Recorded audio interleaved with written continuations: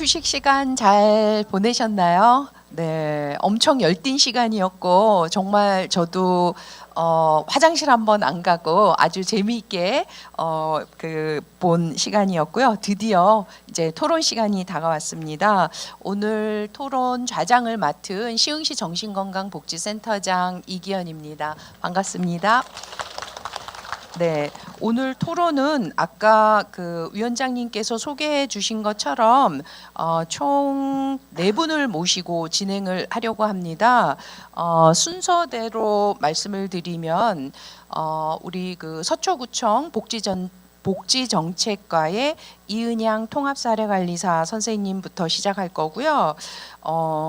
이은양 선생님은 서초구청에만 한 7년 6개월 계신 걸로 알고 있고요. 그 다음에 서초구청 안에서 아산복지재단 지원으로 서초구 사회복지사들의 어떤 정신장애를 갖고 있는 대상자를 위한 사례관리 역량 강화 학습 네트워크에도 참여하시고 전체적으로 사례관리 대상자들의 정신건강 이슈에 많은 관심을 기울이고 열심히 교육받고 또 실천에 잘 적용하시는 그런 열정을 보여주시고 있는 것 같습니다. 그리고 통합사례관리사로 근무하기 전에도 노인종합사회복지관에서 거의 10년가량 팀장으로 재직을 하고 계셔서 복지 영역의 베테랑이라고 할 수 있을 것 같습니다. 그래서 우리 첫 번째 이은양 선생님 토론 듣도록 하겠습니다. 네.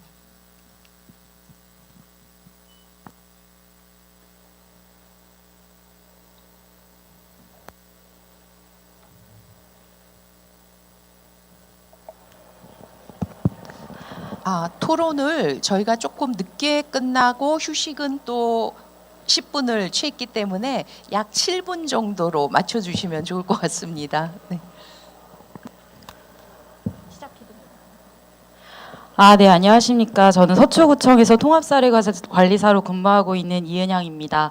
이렇게 뜻깊은 자리에 이제 참석하게 돼서 매우 영광이지만 살짝 부담도 되는 상황이라 저를 불러주신 건 이제 앞서 이제 발표해 주시는 교수님과 팀장님 그 발표문을 토대로 이제 제가 현장에서 근무하고 있는 사례관리 실천가다 보니까 현장의 목소리를 좀 내어주셨으면 하는 바람으로 저를 불러주셨다고 생각을 하고 제가 이 내용 관련해서 사례관리적 관점으로 생각을 정리한 내용을 말씀드리겠습니다. 우선 첫 번째 교수님 발표문에서는 중독을 단순히 개인의 병리적인 문제로 보지 않고 사회적 구조와 환경의 산물로 바라볼 것을 강조하였습니다. 특히 자료에서 중독을 설명하는 다양한 방식에서의 생물학적 모델이나 심리적 모델, 사회 환경적 모델을 통합한 생물 심리의 사회 모델의 중요성을 언급한 내용을 토대로 제가 하고 있는 통합 사례 관리와 연계하여 생각해 볼 때 통합사례관리사는 단순히 중독 대상자 개인의 심리 상태만 보거나 의료적 진단에만 의존하는 것이 아니라 사회적인 배경과 연결망을 고려하여 통합적으로 설계하는 역할을 수행해야 함을 알 수 있게 합니다. 사실 앞서 교수님께서 좀 급하게 끝나시느라 마지막 슬라이드를 보여주지 못하셨는데 제가 사실 그 마지막 슬라이드가 굉장히 저에게 큰 울림을 줬던 부분이라 아마 자료집에 나와 있으실 것 같아요. 사실 그 내용이 중독의 반대는 단주가 아니라 연결이라는 말이 나와 있었는데 이는 중독 문제를 단절된 관계에서의 문제로 정의할 수 있고 회복을 단순히 금단이라든지 금주 이런 치료가 아니라 일상의 회복과 사회적 연결망의 재형성임을 강조하고 있다라고 생각했습니다. 발표문에서 보듯이 사회복지 실천 현장에서 사례관리자는 단순한 서비스 연계자가 아니라 대상자의 삶을 지지하고 관계를 회복하도록 돕는 관계의 촉진자가 되어야 합니다. 이를 위해서 사회적 관점을 반영한 개입 중 하나인 조건 없는 주거 제공이라든지 회복 공동체 공간 활용 등을 제시해 주셨는데 이것은 무엇을 끊게 할 것인가가 아니라 어떻게 그들이 살아가게 할 것인가에 중심을 둔 실천을 촉구하고 있다고 봅니다. 이는 우리가 하고 있는 통합사례 관리의 실천 방향과도 맞닿아 있습니다. 중독이 곧바로 고쳐야 할 사람이 아니라 연결되어야 할 삶의 선행 조건으로 이해하는 관점은 실천 현장에서 병리 중심의 접근을 넘어서 회복 지향적인 통합적 개입을 확장하는 데 시사점을 제공해주고 있습니다. 제가 맡았던 과거 사례관리 대상자 중에 알코올 중독 문제를 겪었던 이제 클라이언트를 의뢰받았을 때 저도 우선적으로 제일 고민됐던 건 병리적 측면에서 중독이었습니다. 그러나 당시 사례관리 개입 방향을 치료적 개입만을 우선으로 하지 않고 클라이언트가 가진 특성을 바탕으로 사회적 고립에서 벗어나서 본인 스스로 중독의 문제를 인지하고 해결 방법을 같이 찾아나갈 수 있도록 치료적 개입과 더불어 사회적 연결망 형성을 사례 개입의 목표로 세웠습니다. 그 결과 클라이언트는 약물 치료도 하면서 임대주택 제도를 통해서 안정적인 주거도 마련하게 되었고 그 형성된 자조 모임을 이제 지속적으로 활용하면서 이후에는 사실 제가 종결된 이후에는 종교 모임 안에서 봉사활동 같은 이제 사회 기여 활동을 참여하고 스스로 고립의 삶이 아닌 주변인과 관계를 맺어갈 수 있고 이제 건강하게 사는 법을 알게 되었습니다. 제가 사실 이 사례를 경험하면서 중독은 중독자 그 자체가 아니라 그저 그분이 겪었던 경험의 일부이고 중독으로 인해 고립되지 않고 밖으로 나올 수 있는 기회를 제공하는 것이 통합 사례관리 목표가 되어야 함을 깨달을 수 있었습니다. 두 번째, 팀장님 발표문 통해서 중독 대상자 사례 관리는 어떻게 이뤄가야 하는지와 실제 알코올 의존자 사례 관리가 어려운 이유에 대해서 그 내용 통해서 제가 현장에서 겪었던 그 어려움들을 좀 공감할 수 있었고요. 통합 사례관리사는 사실 여기 계신 분들은 어떨지 모르겠지만 일반적으로 중독의 전문가는 아니라고 생각합니다. 하지만 저희가 만나고 있는 대상자들은 대부분 복합적인 삶의 위기를 다뤄야 하는 대상자들이고 그분들을 주로 맞닥뜨리다 보니까 중독 대상자를 경험하는 경우가 좀 많은 것 같습니다. 제가 사실 이 토론문 작성을 위해서 제가 그동안 사례 관리했던 클라이언트들에 대한 이제 비중들을 좀 살펴봤는데 한 10% 정도가 중독을 문제를 겪고 있었던 분들인 걸로 확인할 수 있었습니다. 사실 저희 사례관리사가 정신보건 측면에서는 의학적 전문성은 좀 부족할 수 있습니다. 하지만 클라이언트가 삶 전체를 조망하고 회복적 경로를 설계하는데 역량을 보유하는 실천가는 될 수 있다고 생각합니다. 발표문에서 이야기하듯이 회복의 주체는 물론 중독자 스스로가 되어야 할 것이고 하지만 변화 과정을 지지하고 단순히 자원을 연계하는 선에서 끝나는 것이 아니라 관계가 우선됨으로써 기관 간의 협업과 함께 나아가는 사례 관리가 무엇보다 필요하다고 생각합니다. 세 번째, 제가 중독 개입 실천에서 통합 사례 관리 현재 한계와 개선 방향에 대해서 좀 제언을 해보려고 하는데요. 중독 문제에 대한 통합 사례 관리는 사실 중독 유형도 예전에는 알코올 문제가 가장 심했다라고 하면 현재는 마약이라든지 도박과 같은 대상군도 많아지고 그러다 보니까 실천 현장에서 점점 중요한 역할을 맡고 있지만 실제로는 제도적이나 구도적으로 한계가 발생되고 있습니다. 계속 언급되듯이 중독 관련된 전문기관의 수는 전국적으로도 부족한 상황이고 서울시도 마찬가지 상황이고요. 그렇다 보니까 전문기관을 좀 연계할 필요가 있는 대상자들조차도 이게 접근성에 문제가 있어서 사실 부끄럽지만 저도 중독관리통합지원센터를 연계한 케이스는 없었거든요. 그래서 이런 상황이 많이 발생이 되고 있는 것 같습니다. 또한 중독의 문제가 이렇게 단기적으로 단주로 끝나는 것이 아니라 중장기적 관점에서 개입해야 되는 사례가 많지만 사실 저희 통합사례관리 절차가 선정되고 그에 따른 계획과 점검, 종결이라는 이 과정에서 긴 호흡을 가지고 클라이언트와 이제 회복을 실천해 나가는 데는 제약이 있을 수밖에 없을 것 같습니다. 이 중독 대상자에 대한 회복적인 접근이 단순히 종결이 아니어야 될 것 같고요. 이에 사례 종결에 대한 기준도 좀 유연화되고 이들이 향후 종결하고 다시 또 음주로 인해 문제가 생겨서 재진입됐을 때 그것을 그냥 재진입되는 형태로 바라보는 것이 아니라 클라이언트 회복 경로를 통해 지속적으로 실천 가능한 형태의 저희가 사례 관리 개입 방향과 그런 연결 구조가 필요할 것이라고 생각합니다. 이를 위해서는 중독 경험이 있는 사람들이 안전함을 느끼고 지역사회 내에서 좀 별도의 낙인감 없이 사람들과 소통하며 사회 일원으로 활동할 수 있는 다양한 지원 체계가 마련된다면 저희가 사례 관리를 종결한 이후에도 다시 중독 문제가 발생되는 상황들이 줄어들 수 있지 않을까 생각해 봅니다. 사실 우리가 실천 현장에서 언제나 완벽하게 개입하기보다는 불완전하지만 함께하는 동행을 선택하기도 합니다. 하지만 이러한 동행이 모였을 때 한 사람이 회복될 수 있는 조건이 될 수도 있고 우리의 실천이 만들어낸 변화의 출발점이 될 수도 있을 것이라 생각합니다. 이런 반복적인 중독 문제 속에서 사람에 대한 가능성의 기준을 포기하지 않고 실천해 가는 것이 저희가 지금 하고 있는 통합사례 관리 본질을 잃지 않는 것이라고 생각합니다. 네, 이상입니다. 네, 너무 감사드립니다. 오늘 두 분 주제 발표자들이 관통하고 있는 이슈들 결국 관계를 회복하도록 하는 거가 가장 중요한 부분이다라는 거를 이은영 선생님 실천 경험 안에서도 다시 한번 확인해 주셨고요.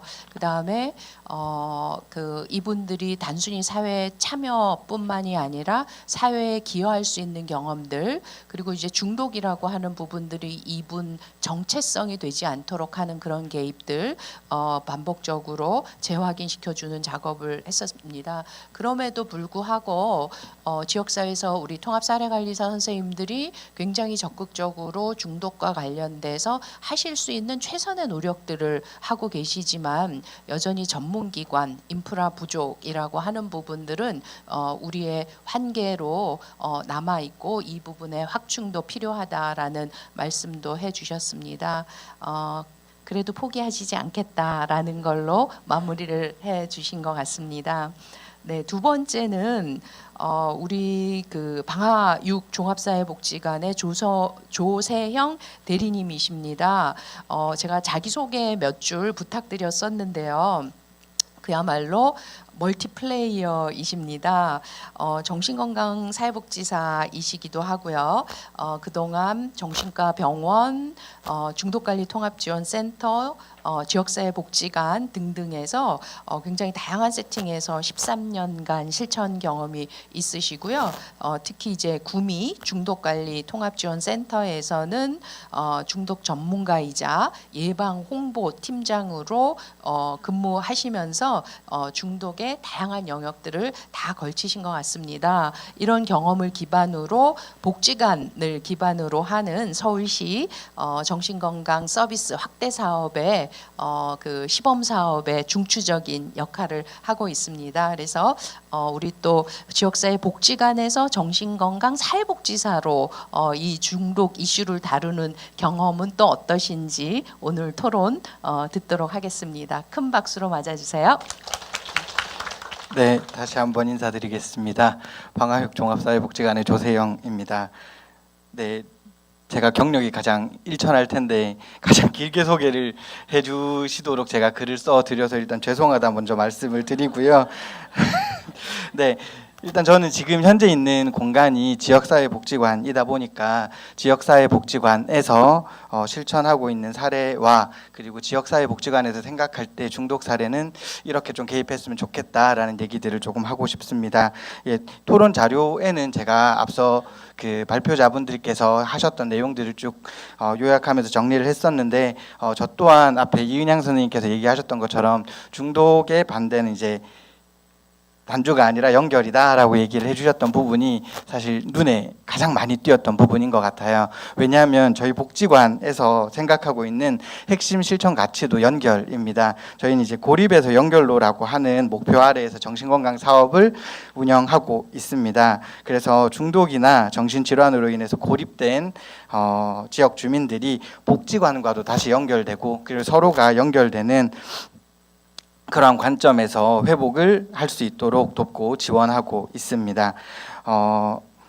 앞서서 많이 얘기해 주셨던 것처럼 중독의 문제는 지역사회 안에서도 쉽게 드러나지 않습니다. 대부분 이제 월세의 문제들이나 대부분 생활고에 대한 이야기들로 복지관을 찾지만 막상 상담을 하고 시간이 지나다 보면 중독의 문제들이 드러나는 경우가 있습니다. 그런데 이 문제들이 드러났을 때 그 지역사회 복지관에서 근무하고 있는 사례관리자들은 가장 먼저 당황을 하게 됩니다. 우리는 이분에게 이런 자원들을 연계하기 위해서 개입을 시작했는데 실제로는 이 중독 문제에 대해서 우리 복지관이 감당할 수 있을까라는 얘기들을 가장 많이 하고요. 그리고 저희 제가 지금 사례팀에 속해 있는데 사례팀 멤버들에게 조금 물어봤을 때에도 우리가 감당할 수 없을 문제일 것 같아요. 어떻게 해야 되지? 어떤 질문들을 던져야 하지라는 얘기들을 많이 했고 앞선 발표에서처럼 내가 술에 대한 문제를 언급하기 시작했을 때 그동안 쌓여왔던 나포가 깨지지는 않을까 하는 걱정들을 참 많이 한다라고 이야기를 해 주셨습니다. 그럼에도 저는 지역사회 복지관이 중독 문제에 있어서 가장 가까운 거리에서 응답할 수 있는 기관이라고 생각을 합니다. 정신건강 사회복지사로서 지역사회복지관에 들어가 보니 이 현장에서도 중독 문제를 개입하고 있었고 굉장히 열심히 개입한 사례들을 발견할 수 있었습니다. 저희 복지관에서는 이게 하지 마비와 음주 문제 그리고 사회적 고립 등으로 복합적인 어려움을 겪었던 당사자를 한 2년 정도 사례 관리한 경험이 있었습니다. 이 사례에 대해서 조금 요약해서 드리면 초기에는 개입에 대한 거부를 되게 하였지만 지속적으로 사례 관리자가 만남들을 가져왔습니다.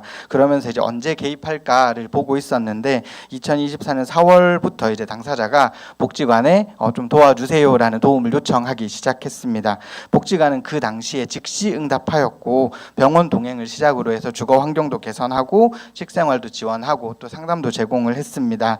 이러한 것들을 시작해서 이 당사자는 회복이라는 그 경험들을 하기 시작했고 현재는 이제 공인중개사 시험을 물론 떨어졌다고는 하던데요. 네, 준비하고 또 새로운 목표를 설정해가는 중입니다.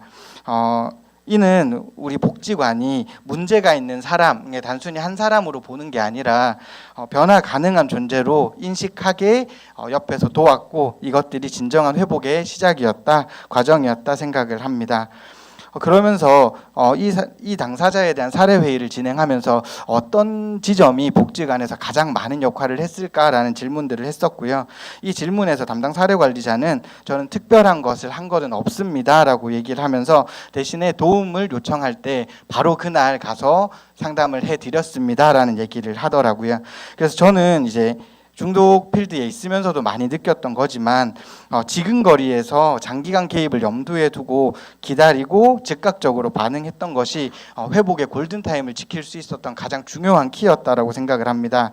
그리고 또 한 가지는 중독관리통합지원센터나 이제 다른 기관들과 다르게 지역사회복지관은 다양한 자원이 연결되어 있는 허브 역할을 하고 있습니다. 그러다 보니까 그 자원들을 활용한 통합적인 개입이 효과적인 점이었다라고 생각을 하고 있습니다. 그래서 이러한 경험들과 이런 사례들을 바탕으로 세 가지 제안을 조금 드리고자 합니다.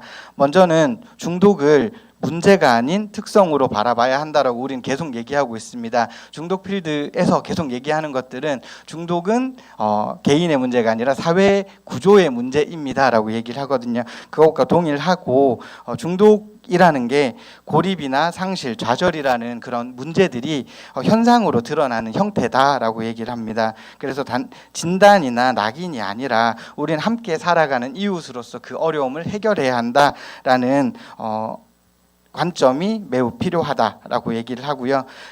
얘기를 드리고 싶고 그리고 초기 상담에서부터 지역사회복지관은 이분이 우리 지역에서 우리 마을에서 함께 살아갈 수 있도록 우리가 어떻게 도울까라는 질문으로 시작을 해야 된다라고 생각합니다. 앞서 검사 도구에 대해서도 얘기했지만 알코올 중독을 선별할 때 오디트 K를 가장 많이 사용을 하는데 그 오디트 K라는 설문지가 이 당사자를 술로 인한 어려움이 있는 사람으로 진단하는 게 아니라 술로 인한 어려움이 있지만 우리 옆에 있는 지역 주민이다라고 생각하는 것 그리고 당사자를 이해하는 수단으로만 사용하는 것들이 더 좋지 않을까라고 생각을 해봤습니다. 그리고 두 번째는 중독 사례 관리에 있어서는 가장 긴 호흡이 필요하다라고 생각을 합니다.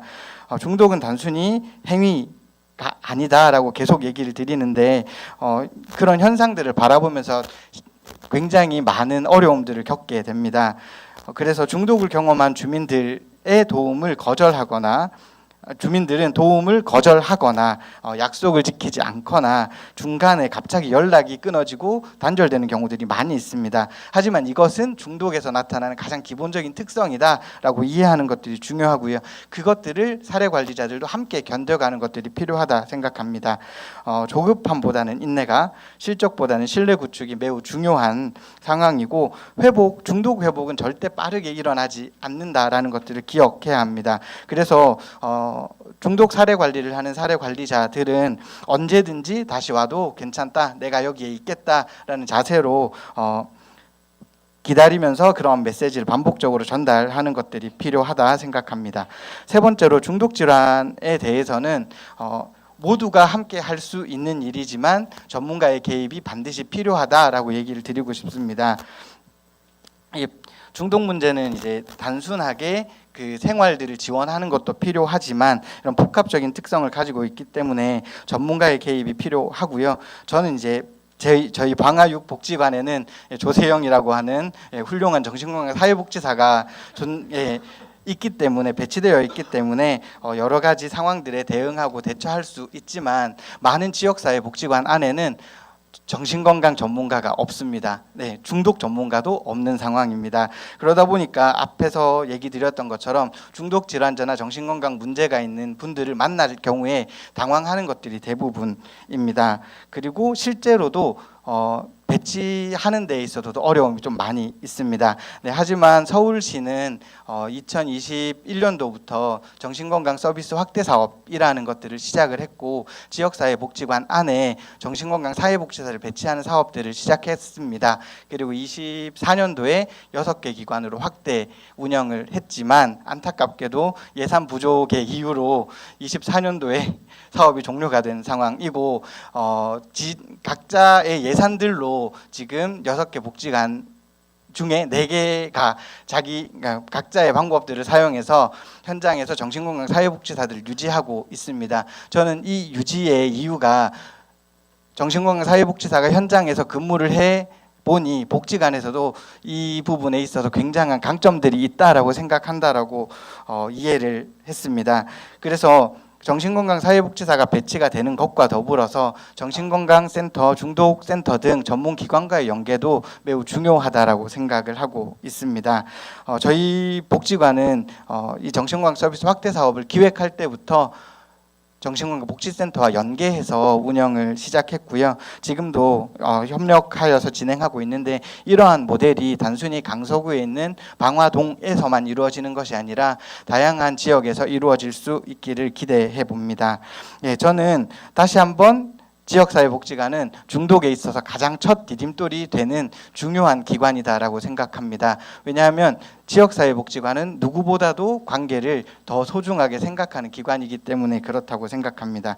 그래서 저희 방화육복지관은 앞으로도 이런 중독 문제와 정신건강 문제를 외면하지 않고 우리 지역 주민의 어려움이다 생각하고 함께 해결할 수 있도록 하겠습니다. 이상입니다.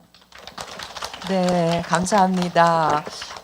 복지관이 이런 관계를 만들고 회복하고 참여하는 최적의 공간이다라는 것과 관련돼서는 아무도 이견이 없으실 것 같다라는 생각이 들고요.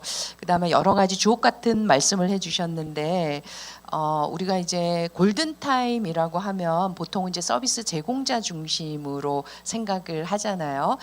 이분이 정말 위기 상황에 처해 있거나 뭐 민원에 몰렸거나 뭐 이렇게 생각을 하는데 당사자가 서비스를 요청할 때 부를 때를 골든타임으로 설정을 한다라는 거 이런 부분과 관련돼서도 우리가 조금 인식을 좀 새롭게 해야 되는 그런 부분들도 있는 것 같습니다. 뭐 여러 가지 주옥 같은 말씀 많이 해주시기는 했는데요. 그럼에도 불구하고 복지관에 또는 다양한 영역에 특히 중독과 관련돼서 전문가가 필요하다라는 것과 관련돼서는 모두 다 동의를 하실 거라고 생각이 듭니다. 그래서 굉장히 관심 있게 지켜보고 서울시의 이런 선택에 대해서 했는데 안타깝게 시범 사업 2년인가요? 3년으로 끝나서 4년 했습니까? 네, 너무나 안타까운데 그래도 또 기관에서 또 자체적으로 이 필요성을 인정하셔서 자체 예산으로 이렇게 일하실 수 있게 된 부분들 너무 좋은 그 기회라고 생각이 듭니다. 사실 저도 이제 정신건강복지센터장의 입장에서 우리 선생님들이 그 지역사회 복지관 복지 경험을 좀 있는 분들을 뽑고 싶기도 하고요. 또 서로의 인력 교환이 굉장히 필요한데 지금 이제 정신건강복지센터의 인력 채용을 보면은 사회복지관 경력은 전혀 인정을 하지 않습니다. 그렇기 때문에 복지 쪽에 있는 분들은 정신건강복지센터에 진입을 하시려면 그동안 내가 했었던 모든 경력을 것들을 다 포기를 하고 오셔야 되기 때문에 이런 지역사회 조직화 경험이나 이런 경험들이 정신건강 영역 안에서 잘 활용되기가 어려운 그런 한계가 있어서 이런 부분들도 저희가 나중에는 같이 논의를 좀 해야 되는 부분이지 않을까라는 생각이 듭니다. 네, 너무 감사드립니다. 저희가 조혜정 교수님하고 지홍 선생님 이렇게 순서가 되어 있는데 그냥 제가 편의상 우리 현장 얘기를 조금 들어본다라는 입장에서 우리 지홍 선생님 이야기를 먼저 듣고 그 다음에 이제 마지막으로 조혜정 교수님으로 바꿔서 토론을 진행하려고 하는데 괜찮으실까요? 네, 우리 지홍 그 센터장님은 아까 소개해드린 것처럼 카프 이용센터의 센터장으로 계시고요. 중독분과 학회장, 그 다음에 지금 현재 한국정신건강사회복지사 협회 부회장으로 적극적으로 활동을 하고 계십니다. 네, 큰 박수로 맞아주시기 바랍니다. 네, 방금 소개받은 지웅입니다. 귀한 자리에 저 초대해 주셔서 너무나 감사드립니다. 저도 한국사례관리학회는 처음 왔는데 보니까 이 내용을 보니까 현장에서 이제 뭐 강의 쇼핑하거나 복지관 프로젝트 할 때 만났던 분들이 좀 계시지 않을까라는 생각들을 좀 하고 왠지 그 용어들이 좀 친숙해서 좀 다행이다라는 생각이 좀 들었습니다. 저는 그런 생각들을 좀 많이 했는데 오늘 나만 그런 게 아니었구나. 나만 고민하는 게 아니었구나라는 생각들을 하고 난 혼자가 아니구나라는 생각들을 좀 오늘 하게 되는데요. 같은 현상이지만 다른 용어로 표현하는 것들이 있는 것 같아요. 그리고 같은 대상자지만 다른 용어로 표현하는 것들도 있는 것 같고 근데 현상적으로 보면 같은 얘기인 것 같고 같은 고민인 거라고 생각을 합니다. 첫 번째, 두 번째 그 발표의 내용들을 좀 살펴보면 결국에는 이제 중독의 반대는 단주가 아니라 연결이다. 개입이 아니라 동행이라고 하는 회복 중심 메시지를 전하고 있습니다. 이제 요즘에 문건들을 이렇게 조금 문서들을 보면 특히 이제 법이나 정책 부분들 지침에 보면 되게 익숙한 용어들이 있거든요. 아마 이제 매뉴얼에도 그런 얘기들이 많이 있을 텐데 보면 이제 뭐 치료, 재활, 지원센터, 정신건강 이렇게 있단 말이죠. 근데 사실 요즘에 쓰는 또 이제 주민한테 다가가거나 회원한테 다가가는 이제 접근 방식에서 사용하는 용어들은 좀 많이 바뀐 것 같아요.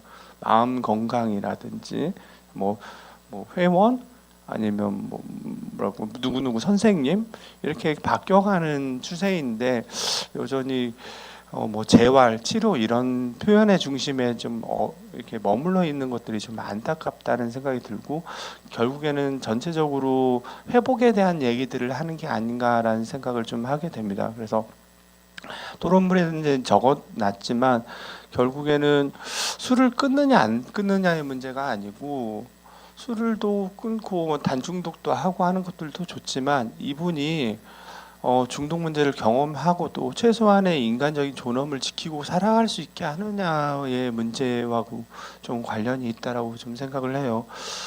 이제 토론문의 내용들은 읽어보시면 될 수도 있는데 그 생각이 좀 들었어요.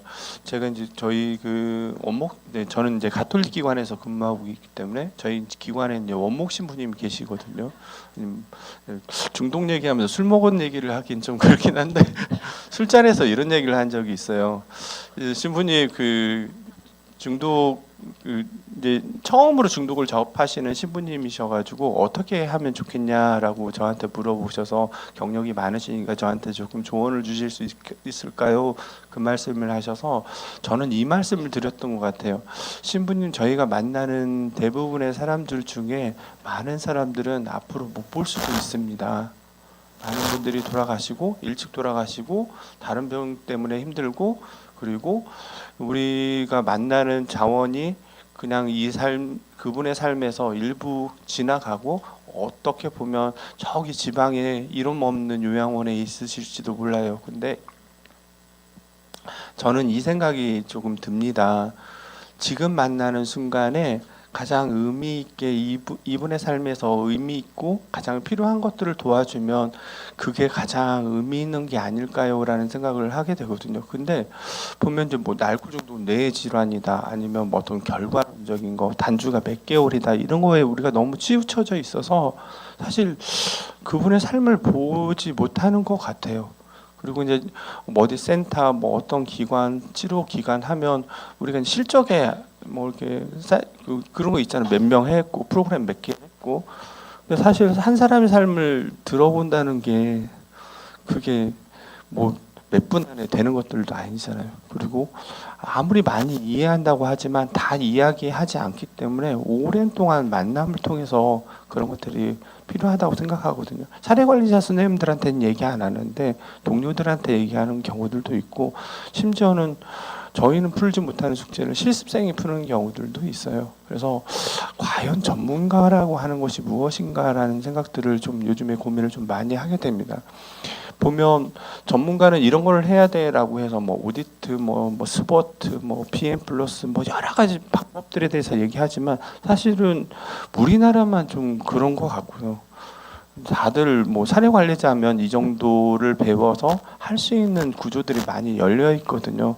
그런 것에 대해서도 조금 많은 방법론들도 전문가다가 아니다가 아니고 현장에서 필요한 것들이 많이 보급되고 그것들을 활용할 수 있는 그런 것들이 좀 돼야 되겠다. 그 관계 안에서 그래도 뭐 관계하면 우리가 이웃집 아줌마처럼 이렇게 이웃집 뭐 저기처럼 이렇게 할 수는 없잖아요. 그냥 그런 얘기만 들을 수는 없고 하니까 조금 그런 전문적인 기술을 사용할 수 있도록 하면 좋겠다. 다만 그게 관계 중심이었으면 좋겠다라는 생각이 들고요. 그래서 회복의 그런 그 개념에서 볼 때 이러한 요소들을 조금 어느 기관이든 모든 기관이 다 갖고 있을 수는 없잖아요. 그래서 지역 안에 그런 것들이 어느 정도 배치가 돼 있고 그런 조합들이 될 수 있는 협의체라든지 이렇게 우리는 연결에 대해서 얘기를 하고 사례의 연결에 대해서 얘기하는데 기관 간 연결에 대해서는 잘 안 하더라고요. 그리고 어떻게 보면 우리의 실적 뭐 우리 회원 뭐 이렇게 좀 나눠져 있어서 그런 것들이 기관 안에서도 연결되는 부분들이 분명히 되어야지 회복이 되지 않을까라는 생각이 좀 들고요. 동료 지원가와 관련된 얘기인데요. 저도 비슷한 경험을 좀 했는데 저희가 재발한 회원물을 5번을 찾아갔거든요. 진짜 극히 이례적인 일인데 5번을 찾아갔는데 5번 다 이번 전날 입원하시겠다고 찾아갔는데 안 하시더라고요. 근데 동료분이 찾아가서 빨리 짐 싸 입원하게 바로 입원하시더라고요. 이게 제가 조금 난 뭐 했지라고 하는 생각을 좀 하게 됐다가 이분들이 가지고 있는 힘을 우리는 활용하지 않고 있구나라는 생각들이 들어서 동료 지원가들을 육성하고 활용할 수 있는 그런 부분들도 필요하다. 왜냐하면 혼자 다 사료관리자 선생님들이 다 하기도 그렇고 사실 중독에 대해서 이분들이 더 잘 알거든요. 그리고 어떻게 이해하게 되는지도 알고 AA 얘기도 아까 나왔지만 그 중독 문제 경험하신 두 분이 모여서 AA라고 하는 그리고 12단계나 12전통이라든지 회복하는 그런 것들을 만들고 정말 많은 분들이 거기 가서 회복하고 있거든요.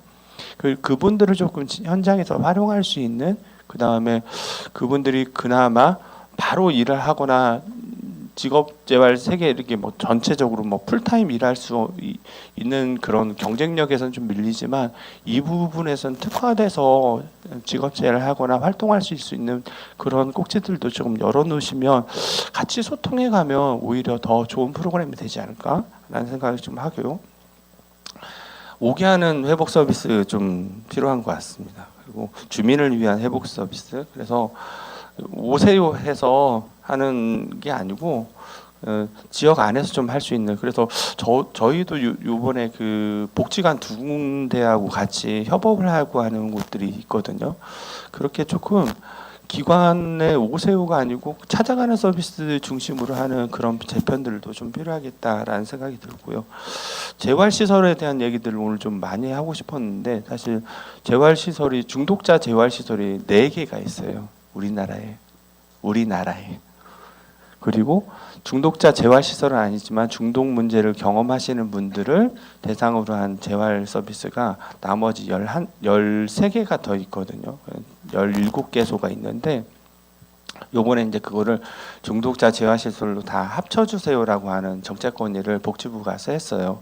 근데 이게 왜 중요하냐면 발굴해서 치료하고 지역에서 와서 좀 전문적으로 조금 중독 문제를 회복 관리를 잘 하게 하면서 지역의 자원하고 연결하거나 아니면 지역 자원에 가서 같이 할 수 있는 서비스를 교두보 역할을 할 수 있는 게 중독자 재활 시설이거든요.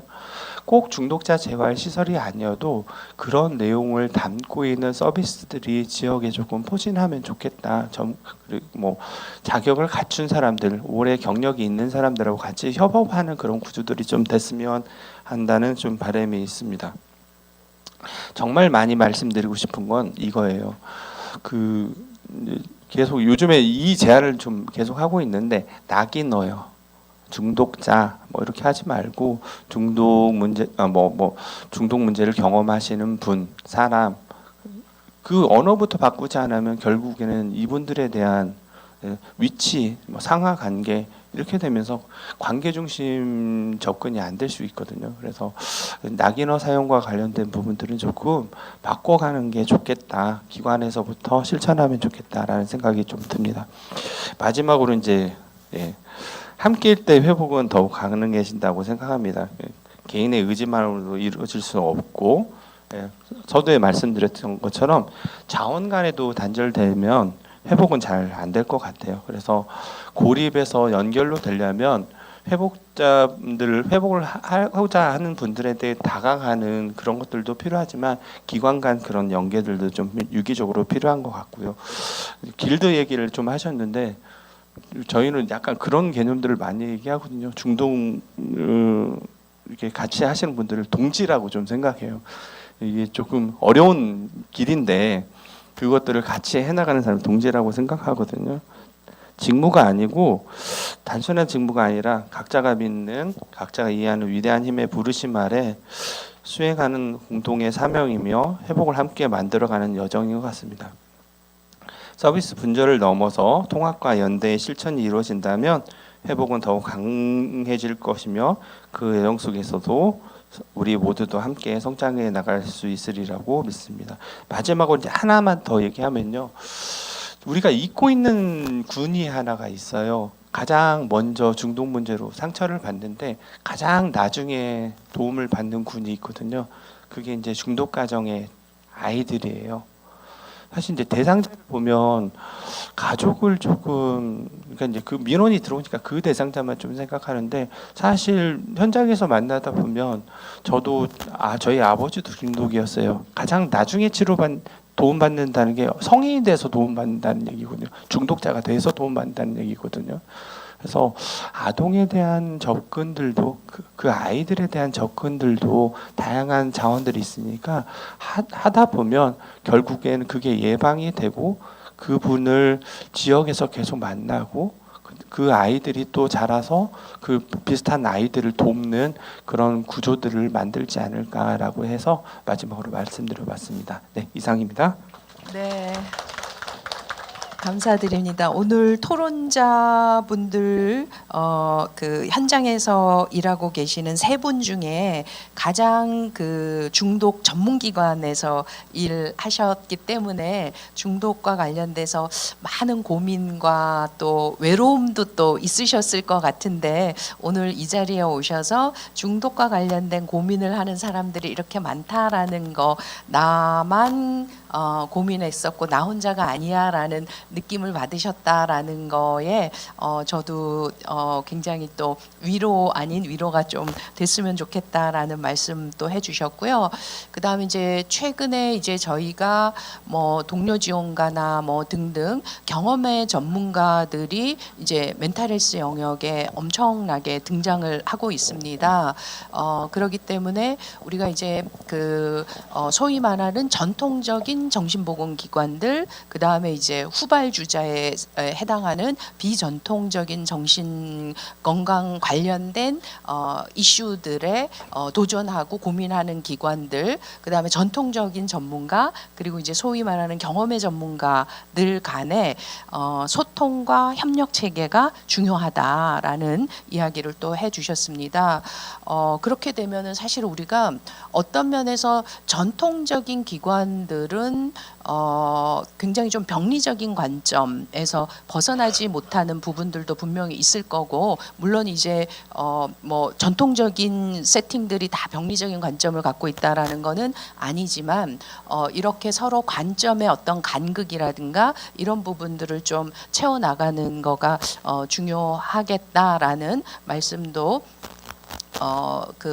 많이 공감이 되는 부분인 것 같습니다. 그래서 저희가 그동안 아주 중독의 전문기관이라고 했었던, 특히 이제 뭐 정신보건 영역에서는 최근에 이제 재활시설들의 기능과 관련돼서 여러 가지 고민들을 하고 있어서 특별히 그동안 재활시설들이 이용시설로서 찾아오는 분들에 대한 집중적인 그런 부분들에서 좀 더 확장된 기능들, 사례 관리라든가 찾아가는 서비스와 관련된 부분으로 방향을 모색하고 있다라는 측면에서 우리 다른 지역사회 기관들하고 연계 협력할 수 있는 가능성이나 이런 부분들이 더 많아지지 않을까라는 생각도 같이 해보게 됩니다. 네, 이렇게 우리 현장에 계신 세 분 선생님들 토론을 했고요. 마지막으로 우리 조혜정 교수님의 토론을 듣도록 하겠습니다. 아까 소개했었던 것처럼 조혜정 교수님은 외길 중독 연구자이신 거죠. 네, 아주 예전부터 외길로 중독을 전문적으로 연구하고 지금 학교에 계시고요. 중독 분과 학회장도 하시고 지금 이제 학회에서도 다양한 활동들을 하고 계십니다. 네, 조혜정 교수님 큰 박수로 맞아주시기 바랍니다. 네. 저기 5시간을 달려서 진주에서 여기를 왔는데요. 마지막에 마이크를 주셔서 저도 엄청 지금 가고 싶으시죠? 저도 엄청 가고 싶습니다. 그래서 어떻게 하면 이 3분 안에 얘기를 끝낼 수 있을까 고민이 되는데요. 제가 만든 자료는 선생님들이 보시면 알 것 같고요. 이제 실천과 선생님들의 이야기가 더 중요하다는 생각이 듭니다. 마지막으로 좀 제가 이렇게 말씀드리고 싶은 거는 제가 2016년에 중독사례관리연구 최은종 교수님도 계시는데 저희 중독관리 통합지원센터의 사례관리 현황이 어떻게 되는지 연구가 너무 없어서 그때 했는데요. 그때 하면서 후속 연구를 꼭 해야지 했는데 벌써 9년이 지났습니다. 그래서 반성하는 마음으로 사실은 반성문 썼습니다. 반성문 썼고요. 현장에 제가 그러니까 예전에 이제 알코올 상담센터죠. 중독관리 통합센터에서 일을 하다가 학교에 오면서 중독 외길을 걷고 있고 관련된 연구들을 하겠다고 했지만 연구자의 게으름으로 인해서 정말 중독 사례 관리 연구를 다시 해야겠다 이 마음 다짐으로 사실은 토론문을 정리했습니다. 그래서 보시면 될 것 같고요. 사례 관리 효과성 이미 외국에서도 다 이제 밝혀졌는데 저희 이쪽에 계시는 분들 실천에 계시기도 하시고 학계에 계시는 분들도 계실 겁니다. 그런데 이 중독은 아시는 것 같이 아까 10% 현장에서 만나신다고 했고 실제 선생님들이 만나는 그 어려움과 현장의 소리를 다른 연구에서는 엄청 많이 담겨져 있는데 중독에 대한 연구는 거의 없다라고 보시면 될 것 같습니다. 아무튼 여기에 계시는 여러 연구자분들이 중독 사례 관리, 특히 요즘은 알코올만이 아니고요. 마약, 도박, 인터넷 너무나 다양성이 커지고 있기 때문에 선생님들이 만나는 그 현장에서 정신건강 영역이나 중독의 문제를 만나는 그분들이 선생님들이 연구 주제이면서 실천의 영역 대상이다라고 생각하시고 관심을 가지고 연구를 해주십사 제가 그 현황에 대해서 말씀을 드렸습니다. 그거 보시면 될 것 같고 다만 저희가 지금 현재 사례관리학회에서 열심히 노력하셔서 여러 모델들을 개발하시고 효과성을 검증해 가고 계시는 연구자분들 꽤 많으신데 중독은 미국에서 3사에서 여러 모델들을 제시했음에도 불구하고 현재 한국에서의 각각의 시설별의 효과성 있는 그 모델이 뭐냐 이것조차도 사실 연구되어 있지 않고 매뉴얼도 상당히 의료 중심적으로 용어가 사용되어 있어서 퇴록이라는 표현을 쓰고 있어요. 매뉴얼에. 그래서 그래서 이 매뉴얼 자체도 사실은 현재 이용센터 중심이다. 현재 중독재활 시설에 대한 매뉴얼도 없다. 이렇게 보시면 될 것 같습니다. 그래서 상당히 지금 영역별 매뉴얼 개발부터 시작해서 해야 할 연구들이 산적해 있는 분야가 이 중독 분야다라고 보시면 좋을 것 같습니다. 다만 이제 저희가 여기 앞에 이제 재활시설 말씀을 드렸는데 선생님들이 저희가 가장 사례 토스가 많이 이루어지는 게 중독 사례인 것 같아요. 현장에서 어려우면 중독관리통합지원센터나 관련 시설에 보내면 되지라고 생각들을 하시는데요. 사실은 중독관리통합지원센터 선생님들이 다 해결할 수는 없습니다. 그래서 이전에 우리 최치선 선생님 교수님이 해주셨고 저희가 통합사례관리사 선생님들 몇 년에 이어서 중독 관련된 교육들을 하면서 저희가 얼마나 그분들을 감사하게 여겼는지를 몰라요. 그 어려운 시간들을 내셔서 오셔서 공부하고 가셨거든요. 근데 저희 그분들이 그런 시각만 변화가 돼도 현장에서는 의뢰하고 그분들이 직접 개입하실 수가 있기 때문에 초기 선별이라도 할 수가 있기 때문에 훨씬 저희가 그런 문들을 많이 열어놔야겠다 생각하고 있지만 잘 모르시는 분들이 있는 것 같아서 마지막으로 저희 간단하게 소개를 드리도록 하겠습니다. 제가 지금 현재 한국정신건강사회복지학회의 중독관리위원회 위원장을 맡고 있는데 거기는 이제 중독 전문 사회복지사들을 교육하는데 정신건강사회복지사뿐만 아니라요 일반 사회복지사 선생님들도 현장에서 중독 사례를 보셨으면 저희가 교육 과정에 들어오실 수 있도록 저희가 문을 열어놓고 있습니다. 그리고 그 과정에 참석을 안 하셔도 저희가 보수교육 체계에서 작년에 마약 중독 전문 과정, 올해는 도박 중독 전문 과정을 온라인 보통 저녁이나 토요일에 8월부터 10월 달에 한 번씩 있거든요. 그 과정을 저희가 전문적으로 교육 과정을 짰기 때문에 선생님들이 오셔서 그냥 신청하셔서 본인들이 진짜 관심 있는 올해는 도박 중독에 대해서 다루고 있거든요. 그래서 선생님들이 그 과정을 조금 들으시면 정말 그 현장에서 최고의 전문가들을 만나실 거고 또 회복 경험자, 그러니까 회복 당사자를 저희가 모셔서 경험담도 얘기를 하기 때문에 이분들을 회복하는데 뭐 어떤 요소들이 작동되는가 이런 부분들을 좀 들으실 수가 있어요. 그러니까 여기 한국정신건강사회복지사학회는 중독 전문 사회복지사나 정신건강 사회복지사만 들을 수 있는 게 아니고요. 선생님들이 다 들으실 수 있도록 저희가 과정을 다 열어놨기 때문에 관심 있게 홈페이지에 들어오셔서 하시면 좋을 것 같습니다. 제가 이 말씀을 드리는 이유는 저희가 인력이 여기 길드라고 얘기했는데 정말 소수의 소수이거든요. 저희가 선생님들이 함께 해주셔야 저희가 현재 인력과 재활 서비스를 저희가 아시겠지만 20년 내내 정부에 요청하고 있지만 현재 저희가 지금 현재 2021년에 연구한 결과에 의하면 지금의 2배가 필요하다고 지금 추계가 되고 있어요. 센터가 필요한 수가. 그런데 지금 현재 그 수가 50에서 60으로 넘어가는데 정말 넘어가기가 너무 어렵고요. 인력도 아시겠지만 정말 10인 이하가 대다수이거든요. 그래서 선생님들이 같이 협업해 주시기를 그리고 같이 연구해 주시기를 그리고 중독 연구에 좀 관심을 많이 가져주시고 현장의 소리를 많이 연구적인 내용으로 담아주시기를 부탁드리겠습니다. 감사합니다. 네, 감사합니다. 어쩌면 우리 선생님들께서 가장 듣고 싶은 얘기를 많이 해주신 것 같기도 한데요.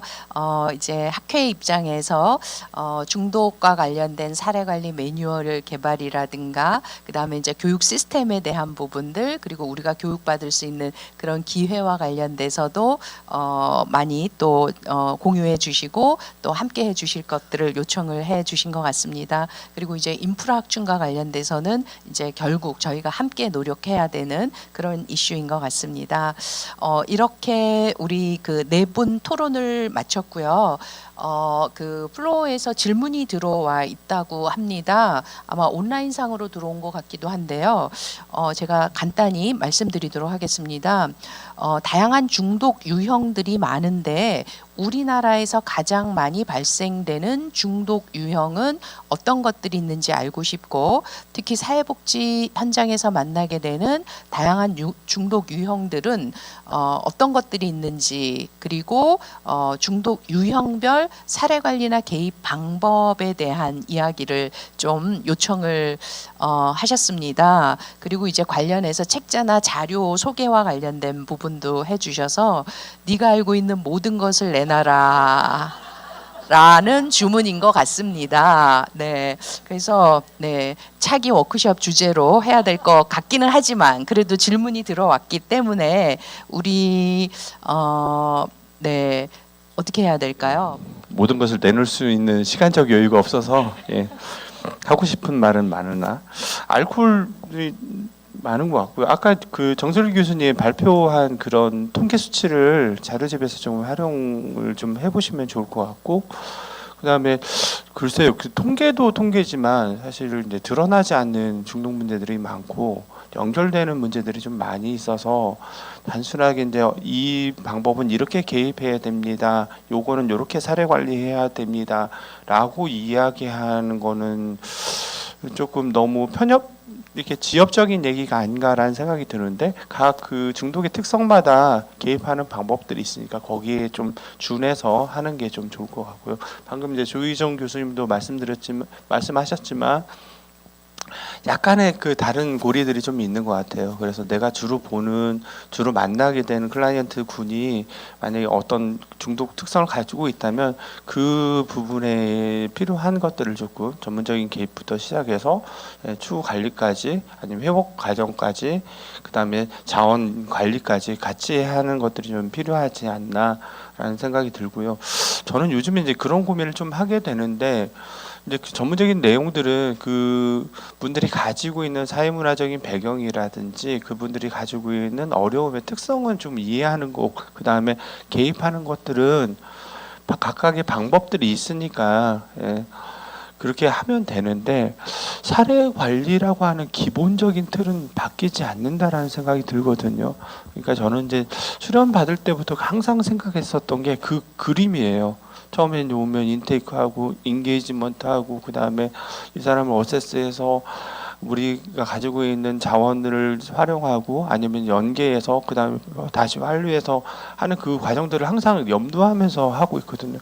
거기에 이 대상 클라이언트에게 어떤 것들이 필요한지를 개별화해서 그것들을 잘 조합하는 것들이 그렇게 개입하는 것들이 더 중요하지 않나라는 생각이 들고 전문적인 기관을 연계하고 내가 가지고 있는 게 없다면 가지고 있는 게 있다면 전문적인 개입을 하고 잘 코디네이팅하는 것들이 중요하지 않나라는 생각이 들어서 가장 기본적인 거에 좀 충실해야 된다라는 생각들을 좀 합니다. 네, 이상입니다.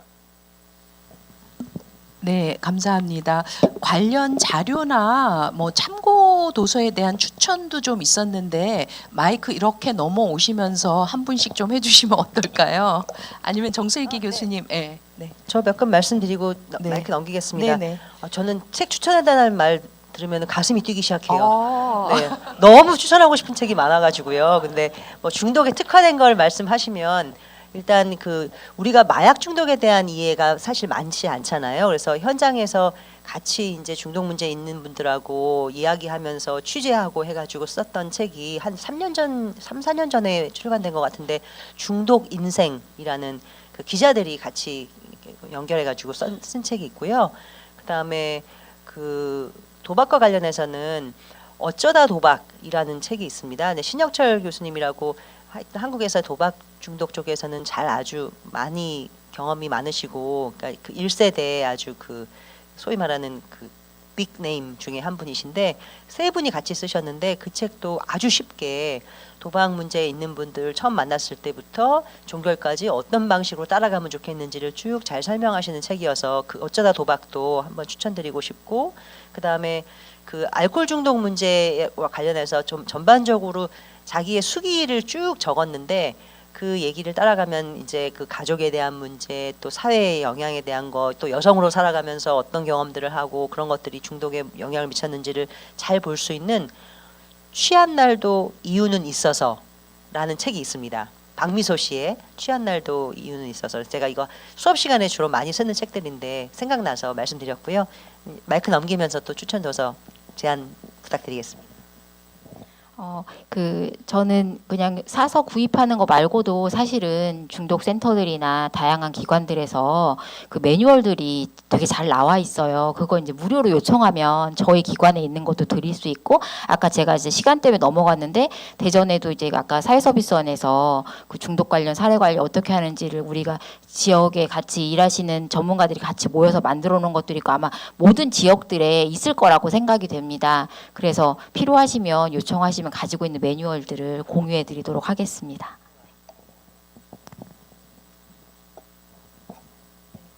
저는 책을 잘 읽지 않아가지고 다만 그런 현황이나 이런 자료 같은 걸 확인할 때 최근에 AI 관련된 교육도 많이 받고 있거든요.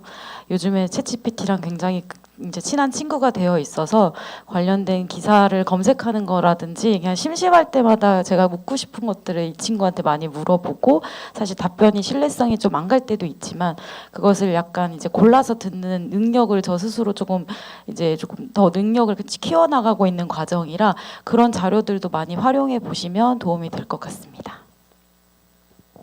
네, 저는 제가 중독 실무하면서 가장 감명 깊게 읽었던 책이 따라꾸미라고 하는 책이 있거든요. 이게 마약 중독자 분을 옆에서 상담했던 그 약사님이 쓰신 이재규 약사님이 쓰신 책이에요. 이게 되게 저희가 경험할 수 없는 내용을 마치 경험한 것처럼 하게 해주는 책이라서 이 부분은 꼭 한번 읽어보셨으면 좋겠습니다. 따라꾸미. 이 따라꾸미라는 얘기가 뭐냐면 마약 중독자들이 마약을 단약하고 있을 때 누군가가 나를 따라오는 것처럼 보이는 환각을 얘기하는 거거든요. 네, 그렇습니다. 저는 관련돼서 요즘 청소년 마약 문제가 많이 있어서요. 선생님들 그 뒤에 보시면 청소년 마약류 중독 이해와 상담이 최근 자료로 지금 출간이 됐거든요. 그래서 저는 최근에 청소년들 마약 문제에 관련된 책으로 참고 가능한 것 같습니다. 네. 학지사가 오늘 저기 지원해서 여기서 얘기해야 될 것 같긴 한데, 네, 저는 실무에서 오래 하면서 저는 매뉴얼을 이렇게 표준 매뉴얼을 주는 곳이 제일 반갑더라고요. 근데 요즘 종이가 무거워서 PDF 버전으로 많이 다운받을 수 있는 곳이 국립정신건강센터 자료실에 가면 매뉴얼이 많거든요. 그거 조금, 그다음에 서울복지재단 안에도 이렇게 연결되는 매뉴얼들이 되게 많더라고요. 정말 모아놓은 것들이 정말 감사한 것 같아요. 그리고 이제 실무적으로 주간 프로그램이나 이런 것들을 어떻게 하냐, 그런 거 막 되게 궁금해하시더라고요. 그리고 이제 재발 예방이라고 하는데 회복 관리라고 요즘에 이제 낙인을 빼서 회복 관리 프로그램이라고 하긴 하는데, 재발 예방 프로그램에 대한 자료, 그다음에 주간 프로그램 어떻게 하는가는 저희 카프 이용센터 홈페이지에 오시면 매달 올라가거든요. 실제로 저희 후배가 그걸 계속 보고 자기네 센터에 계속 적용하더라고요. 그리고 이거 어떻게 하냐고 조금 참고하시면 좋을 것 같습니다. 네, 이상입니다. 네, 감사합니다. 거의 포트럭 파티가 됐네요. 우리 한 접시씩 와가지고 엄청 풍성한 식탁이 됐는데요. 우리 아까 기조강연자 정신병동에도 아침이 와요 드라마가 이제 있었는데, 최근에 저는 아직 보지 못했는데 금주를 부탁해라는 알코올 중독 이슈를 다룬 드라마가 또 있다고 하네요. 얼마나 잘 만들어졌는지 한번 저도 보고 싶기는 하네요. 그래서 정신건강과 관련된 주제들이 이렇게 드라마의 소재가 되고 있다는 거가 매우 반갑기도 하고, 또 어떤 면에서 매우 슬프기도 한 그런 삶을 우리가 살고 있는 것 같습니다.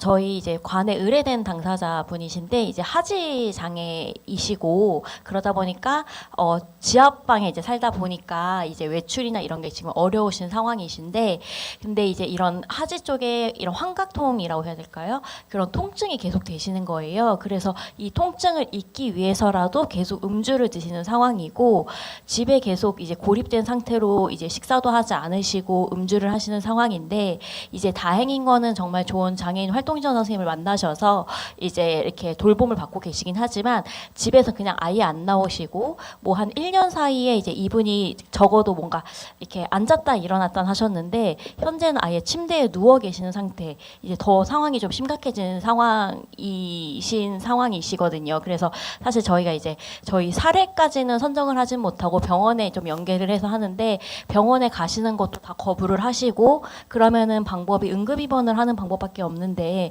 응급입원은 사실상 자타해가 있어야 응급입원이 가능한 부분인데 응급입원도 안 되시는 상황이고, 그러면 당사자를 설득해서 입원을 해야 되는데 병원에 내원하는 것도 입원도 아무것도 원하지 않으시는 상황이에요. 그리고 이제 더불어 어떻게 보면은 이분이 이제 이동을 해서 하실 수 없는 상황이다 보니까 이제 활동지원 선생님이나 이제 지원 인력이 술을 사다 주세요. 근데 이제 이 부분이 이제 한편으로는 이제 어머니의 동의를 얻어서, 그러니까 이분이 너무 통증이 심하고 고통스러우니까 그냥 그 통증이라도 잠시 잊을 수 있게 그냥 사다 주세요 해가지고 이제 그런 상황이시거든요. 이런 당사자의 경우 저희가 어떻게 조금 이런 방안을 좀 찾아나갈 수 있을까 고민되는 부분입니다. 누구를 콕 집어서 좀 부탁해 주시면 어떨까요? 누가 대답할까요? 네, 우리 박미선 팀장님 혹시 비슷한 사례 다루신 경험 있으실까요? 네. 네, 되게 굉장히 어려운 사례를. 네.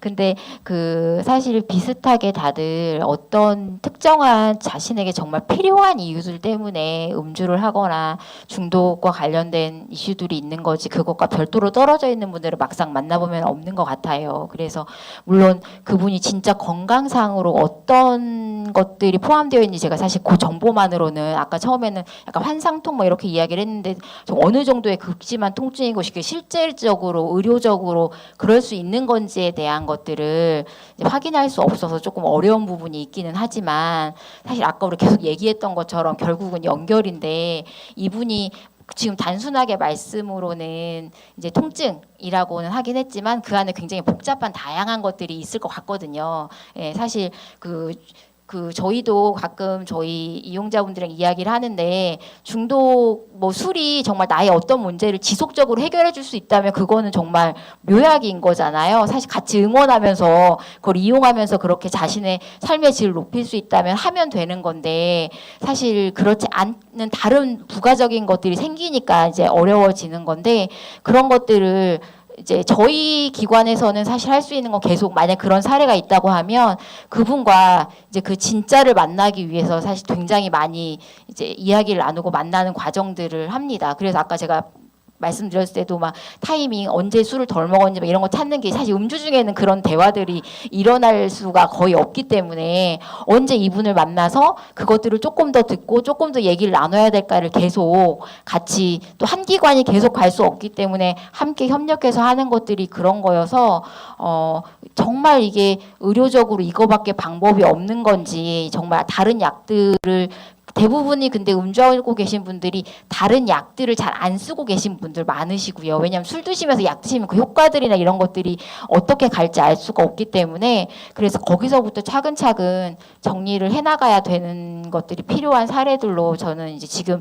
짧은 제 생각으로는 생각이 되어지기는 합니다. 네.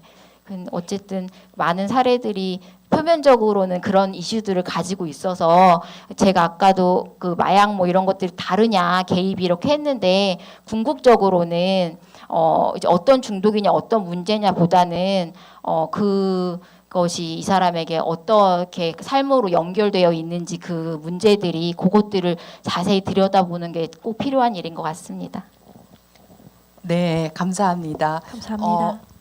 시간 관계상 질문을 여기로 마치고 마무리를 해야 될 것 같은데요. 네, 진리가 우리를 자유케 했나요? 네, 중독이 우리를 연결시킨 것 같습니다. 서로 다른 세팅에서 나만이 어렵고 힘든 일을 하는가라는 고립감들, 버거움들, 이런 것들을 우리가 서로 다른 영역에서 비슷한 고민들을 하고 있었구나 하는 부분들이 위로가 되고, 또 우리가 또 동료애를 느낄 수 있는 좋은 기회였지 않을까라는 생각이 들고, 또 오늘 함께 하면서 우리가 또 또 앞으로 좀 같이 힘을 모아야 되는 여러 가지 숙제들도 던져준 것 같습니다. 그래서 이걸 계기로 이런 숙제들을 같이 해 나가길 기대하며 오늘 네, 토론을 마치도록 하겠습니다. 고생 많으셨습니다. 감사합니다. 네.